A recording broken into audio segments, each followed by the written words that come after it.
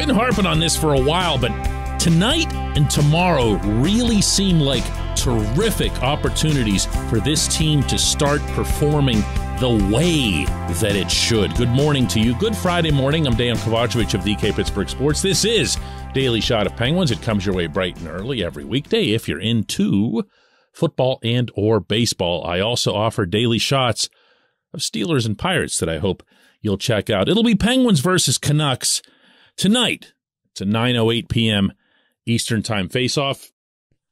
And the Canucks, who had been off to an 0-5-2 start, finally won one last night in Seattle in what was a significantly hard-fought affair. And I mean that in the most literal sense, not just because they squeaked it out 5-4, but also because there were a bunch of fights, dropped gloves, and they performed like a team that was 0-5-2 and desperate to get out of it. And they're not really that terrible when you look at their roster. They've got some guys, but nothing had gone right for them. And the goaltending was a big, big part of that and probably will continue to be. But they competed as hard as they did. And the Penguins, I'm sure, are going to get the same level, or at least the same effort and investment. It doesn't mean they'll be able to pull it off on back-to-back nights, while the Penguins, ironically, even though they're all the way out on the West Coast, were sitting in their Vancouver hotel for a couple of days. But this is when you do it. This is when you do that thing that I've been harping on for a while, even when the Penguins got off to their really, really uplifting start before the two games in Alberta. And that's to defend. That's to find their foundation on the back end and push out from there. They have not been good in their own zone. When they've been effective, it's because they've controlled the puck through the neutral zone. They haven't turned it over there. And once they've gotten into the attacking zone, they've had more than enough firepower to make their possession time count. But none of that is the defensive zone. And you're not going to go very far, much less through a round of playoffs, if you don't figure that out. One of the Penguins' objectives, management's objectives, over the course of this past offseason was to get a whole lot tougher and more aggressive back there. You heard a lot about the net, meaning clearing guys out and clearing rebounds and so forth. One of the reasons they got Jeff Petrie, one of the reasons they got Jan Rutta, a big reason they got Jan Rutta, actually. But it's got to be more than that. It's got to be a collective. They've got to go back to being hard to play against. Not that Mike Sullivan would ever say the word that way. He's a Boston guy, but, you know, you've heard so many coaches say it like that. I can't ever resist it. They need to get back to having a reputation for being suffocating, not just on the forecheck, and again, not just in the neutral zone. It has to happen in your own end. I have yet to see that this season from this team. Doesn't mean there haven't been games where they've played well defensively, but I haven't seen them have that level of stinginess, of being all over the other team's guys every direction in which they turn, of having multiple sticks going after the puck. They've been, what's the word I'm looking for here? Here's what Mike Sullivan had to say after practice yesterday in Vancouver. I don't think we had the attention to detail that's necessary that makes us hard to play against. And that was one of the things one of the conversations we had with our guys this morning. We had a film session. I showed them examples of why we feel that way and in areas where we think we can immediately get better just by recognizing it in certain aspects of our game. But a lot of it boils down to just attention to detail and then a compete level. But if the details aren't there, we're not predictable for one another. It makes for a hard game. So when there's collective effort and cooperative effort, I think that's when we're at our best.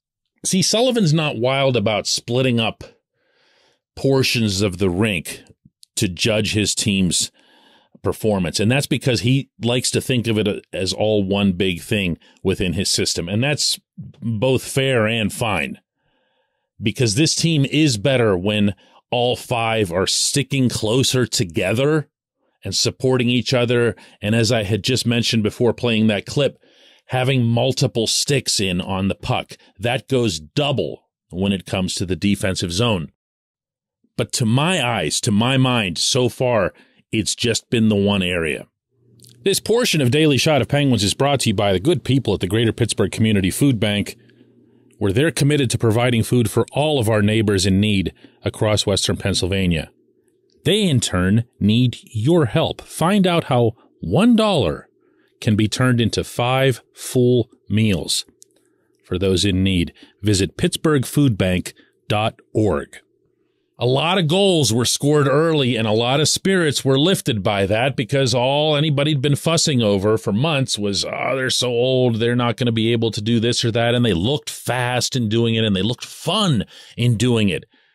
But as I kept saying, that's not going to be the thing. That's not going to be what pushes them through a round or two or more of playoffs. They're going to have to become one of the league's premier defensive teams. They can do that because we have seen that occur under this head coach. We have seen that occur with the superstars in tow. It's not always just when they're out of the lineup. And we've seen all of the star players on the Penguins themselves be a vital part of that type of play. Look, the Canucks aren't any good. The Seattle Kraken aren't any good. But one thing that both of those teams have is a handful of guys who can score, like legitimate scorers. On Vancouver alone, you've got JT Miller, Elias Pettersson, and if you don't shut them down, you're going to end up with a game that's similar to the one that the Canucks and the Kraken played last night in Seattle. And that's not going to benefit the Penguins even if they come out on top. Use these last 2 games of this trip to feel really, really good about where this team is on that long flight back home. When we come back, J1Q.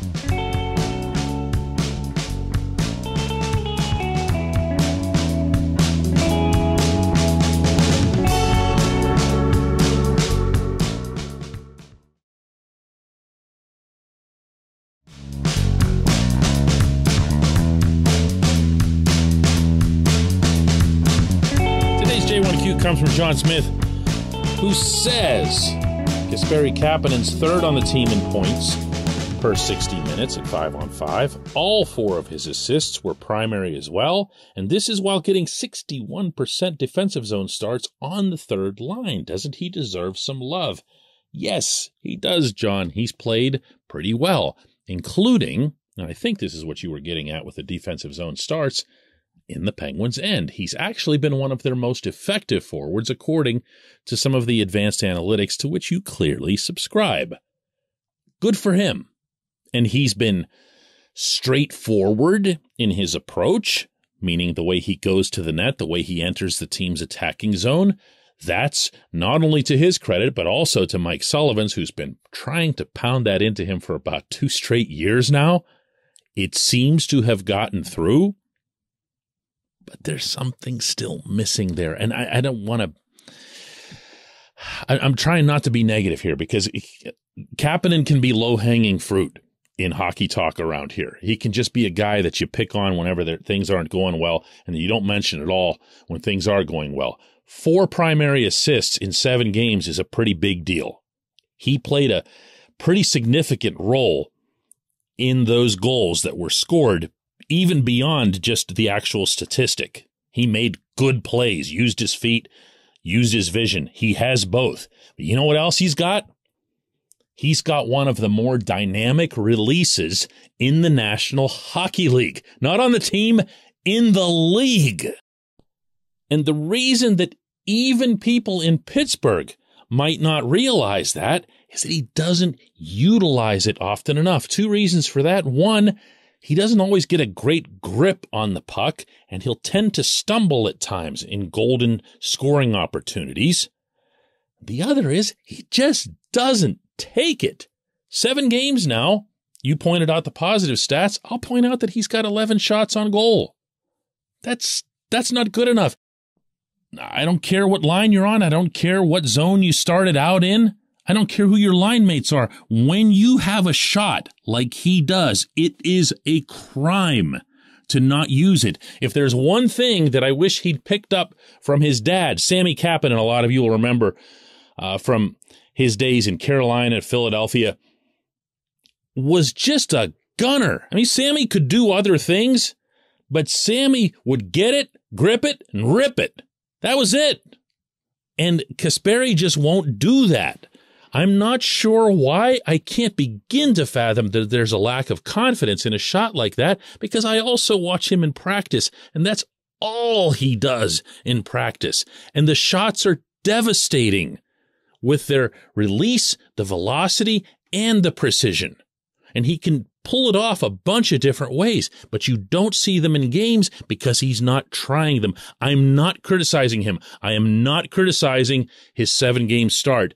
I'm only trying to point out that there's still more to be had.